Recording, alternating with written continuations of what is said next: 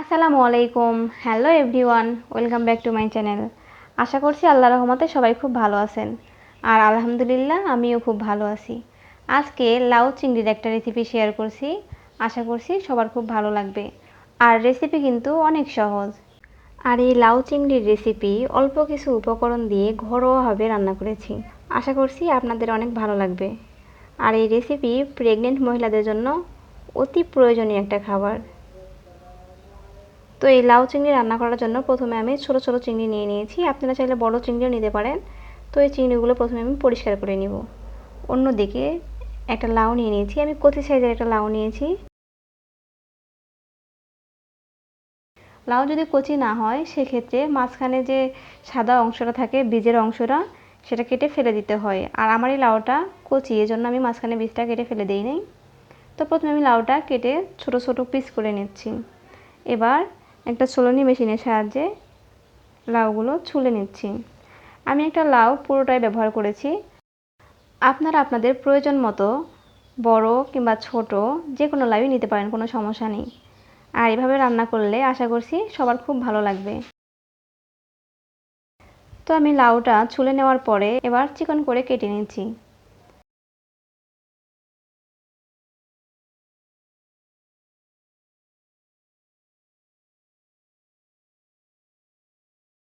আর এ পর্যায়ে আমি শেপ দিয়ে দিচ্ছি।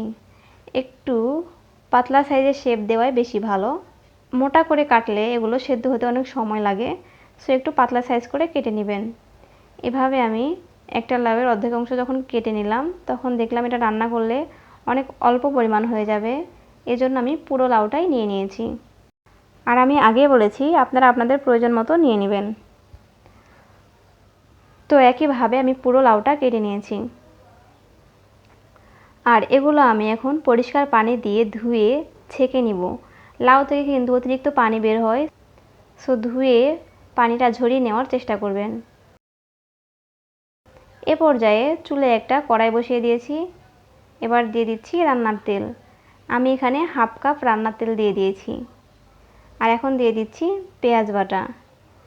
পরিমাণ মতো পেঁয়াজ বাটা দিয়ে এখন দিয়ে দিচ্ছি রসুন বাটা এবং আদা বাটা। রসুনের পরিমাণটা অবশ্যই একটু কম দিয়ে দিয়েছি, কারণ রসুনের ঘ্রাণ বেশি হলে তরকারিটা টেস্ট লাগবে না। এবার মশলাগুলো একটু নেড়ে চেড়ে এখানে দিয়ে দিচ্ছি কাঁচামরিচ। লাউ তরকারিতে অবশ্যই কাঁচামরিচ দেওয়ার চেষ্টা করবেন, তাহলে এই তরকারিটার টেস্ট বহুগুণে বেড়ে যায়। তো কাঁচামরিচ দিয়ে আবারও কিছুক্ষণ মশলাগুলো ভেজে নিচ্ছি।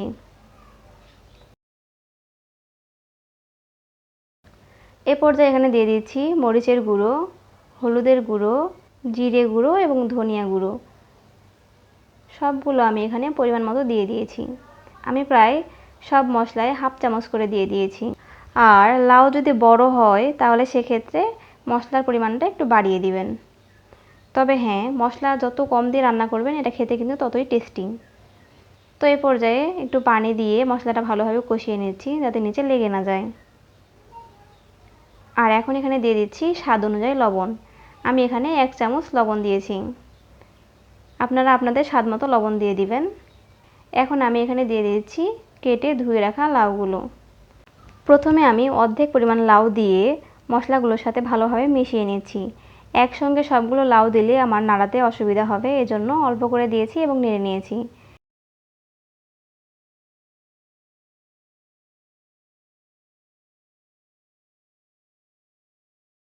এ পর্যায়ে বাকি লাউগুলো দিয়ে দিলাম এবং কিছুক্ষণ নেড়েচেড়ে নেব। কিছুক্ষণ নেড়েচেড়ে নেওয়ার পরে ঢাকনা দিয়ে আমি রেখে দিব 4 থেকে 5 মিনিটের জন্য। এ পর্যায়ে দেখতেই পাচ্ছেন লাউ থেকে কিন্তু অনেক পানি বের হয়েছে। আমি কিন্তু এখানে কোনো পানি ব্যবহার করি নাই। আমি আগেই বলেছি লাউ তরকারিতে কিন্তু অনেক পানি বের হয়। এই পানি দিয়েই কিন্তু আমার লাউটা সেদ্ধ হয়ে যাবে।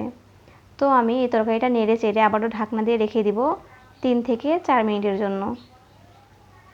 তো 4 মিনিট পরে এবার পানিটা কিন্তু একটু শুকিয়ে গেছে। তো আমি আবারও ভালোভাবে নেড়ে চেড়ে লাউগুলো কষিয়ে নিচ্ছি। আর এই লাউ সেদ্ধ হতে কিন্তু অনেকটা সময় লাগে। সো একটু ধৈর্য ধরে চুলাটা মিডিয়াম হিটে রেখে রান্না করবেন।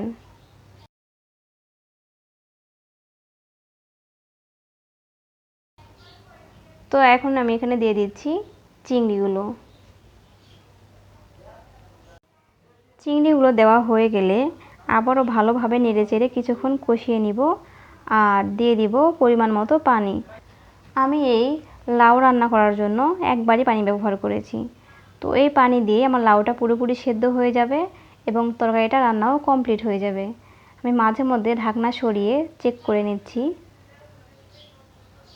তো এই লাউ তরকারির রেসিপিটা রান্না করতে আমার প্রায় 20 মিনিটের মতো সময় লেগেছে। আর চুলাটা আমি মিডিয়াম হিটে দিয়ে রান্না করেছি।